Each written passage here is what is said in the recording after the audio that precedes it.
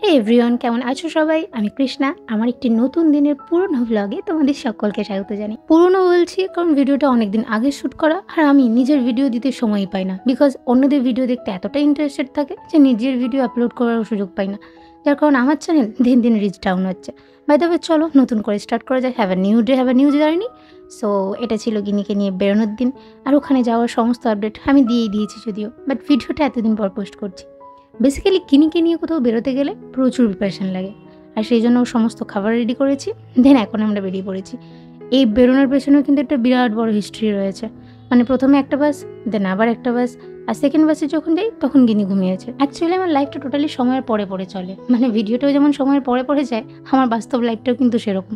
আমি এতটাই লেটুস যে আমার জন্য দুটো বাস মিস হয়ে গেছে, আর তার জন্য ওয়েট করে করে সে সেই বাসটা নিয়েছে।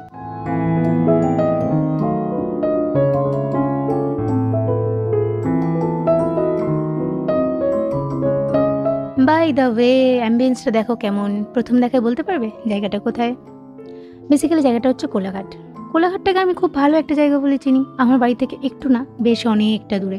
তবে হ্যাঁ, এই জায়গাটাকে আবার অনেকে অনেক রকম ডিসক্রাইব করে। কেউ বলে টয়লেট করার জায়গা, যখন নাকি কলকাতা থেকে দীঘার রুটে যায় এখানে সবাই টয়লেট করতে নামে।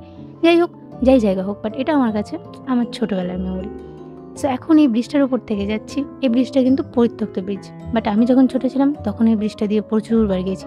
এখনও যে যাই না তা না, এই তো এখনও যাচ্ছি। শুধু তফাৎ এতটাই যে আগে এই ব্রিজটার উপর থেকে গাড়ি চলাচল হতো, এখন আর হয় না। এখন দুপাশে দুটো ব্রিজ আছে, সেই দুটো ব্রিজ থেকে গাড়ি চলাচল হয়, আর এটাকে জাস্ট একটা পয়েন্ট অফ ভিউ হিসেবে রাখা হয়েছে। পয়েন্ট অফ ভিউ কেন বলছি? এর ওপর থেকে নিচেটা বা আশপাশের জায়গাটা দেখতে খুব সুন্দর লাগে। ব্রিজের ওপরে সব যায়, গিয়ে একটু টাইম পাস করে, তবে বিকেলবেলা। যা দিনের বেলা যা রোদ, এই রোদে তো যেতেই পারবে না। তবে হ্যাঁ, যদি এখন গরমকাল, শীতকালের আমেজটা অন্যরকম। দিনের বেলা আবার বহুত ডেটিং শেটিং হয় এখানে। যাই হোক, অত ভেবে লাভ নেই। এখানে গিনি দেখো কেমন এনজয় করতে ব্যস্ত। একটা ছোট্ট গাছ বেরিয়েছে, আরও হাত বাড়িয়ে বাড়িয়ে সেই গাছের পাতাগুলোকে ছেঁড়ার চেষ্টা করছে। মস্তানি আর শয়তানি বাঙালিরা যেখানেই যায় সেখানেই করে।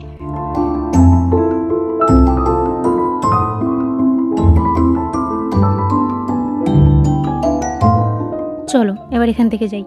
বেশ অনেকগুলো বছর পর আবার এই ব্রিজটাতে অনেকটা সময় কাটালাম। বাট হ্যাঁ, রিজনগুলো আর আগের মতো নেই।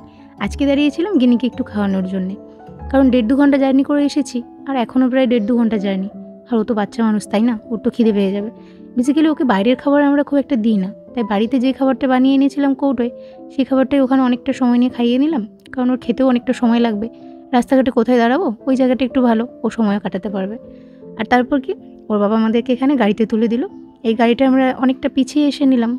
আসলে গাড়িগুলো দাঁড়িয়ে থাকে রেল স্টেশনের কাছে, আর আমরা যেখান থেকে নামলাম ওই ব্রিজটা হচ্ছে বাস স্টপের কাছে। যদিও বাস স্টপের ওপর থেকে গাড়িটা যাবে, কিন্তু তখন তুমি আর তোমার পছন্দ মতো সিট পাবে না, সেই জন্য একটু এগিয়ে এসেছি আর নিজের পছন্দ মতো সিটে বসলাম। সামনে বসেছি কারণ গিনি একটু এনজয় করতে পারবে, আর ওর বাবা ওকে কয়েকটা কেক কিনে দিয়েছে, আর আমার জন্য কোল্ড ড্রিঙ্কস, চিপস, এই সমস্ত কিছু। যদিও ও কিছুই খাবে না, কারণ ওকে তো খাইয়েই দিয়েছি, বাট ও প্যাকেটটা নিয়ে একটু মজা করতে থাকবে, এই যা। সত্যি বলতে এই ছোট্ট বাচ্চা মানুষগুলো নিয়ে জার্নি করলে না এই এক সমস্যা। 3-4 ঘন্টার রাস্তা, ওদেরকে কিভাবে ব্যস্ত রাখা যায় বলুন তো? ঘুমিয়ে পড়লে তো খুবই ভালো, না হলে হাতে ফোন ধরিয়ে দেয় একটাই উপায়। কিন্তু চাই নিজের বাচ্চাকে সেদিক থেকে একটু সেফ রাখার, যতটা কম না যায়।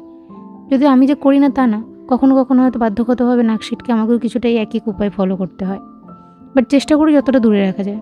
আসলে বাবা মারা এতটাই কর্মব্যস্ত থাকে বর্তমান যুগে, তাদের হাতে ওই ফোন ধরিয়ে দেওয়া ছাড়া কোনো উপায় হয়তো থাকে না। চলুন, গাড়ি থেকে নেমে পড়েছি, এবার হেঁটে হেঁটে যাওয়া যাক। আসলে এটা না আমাদেরকে ভুল জায়গায় নামিয়েছে।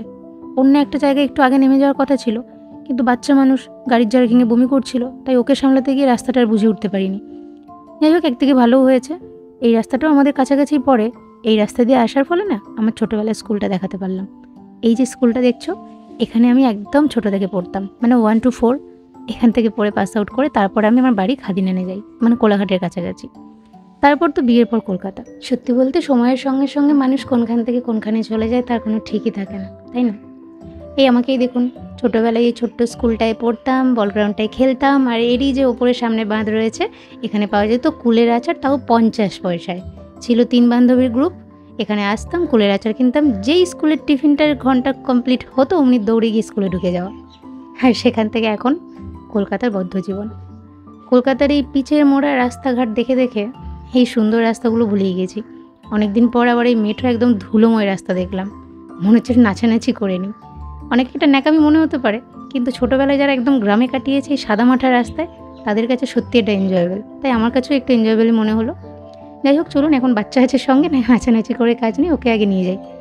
রাস্তায় আস্তে আস্তে দেখলাম সুন্দর একটা রাধাকৃষ্ণ দাঁড়িয়ে আছে, দেখেছেন কত সুন্দর। যাই হোক, এতটা জার্নির পরে এত সুন্দর একটা পাওয়া মনটাকে সত্যি ভালো করে দিল। আমাদেরকে আনতে এসেছিল আমার বোন অর্থাৎ আমার মামার মেয়ে। ও আমাদেরকে গাড়ির ফাঁক দিয়ে দেখতে পেয়ে দৌড়ে সাইকেল নিয়ে চলে এসছে। বাকিরা কেউ আসতে পারেনি, সবাই হেঁটে এসেছিল।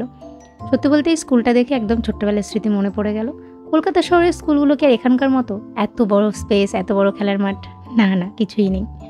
চলুন আজকে ভিডিওটা এখানেই শেষ করি। দিদারে সবাই বাড়ি চলে এসেছে হেঁটে হেঁটে অন্য রাস্তা দিয়ে, আর আমরাও চলে এসেছি বোনের সাথে। দেখা হবে আবার নতুন কোনো ভিডিওয়। বাই বাই, ভালো থাকবেন।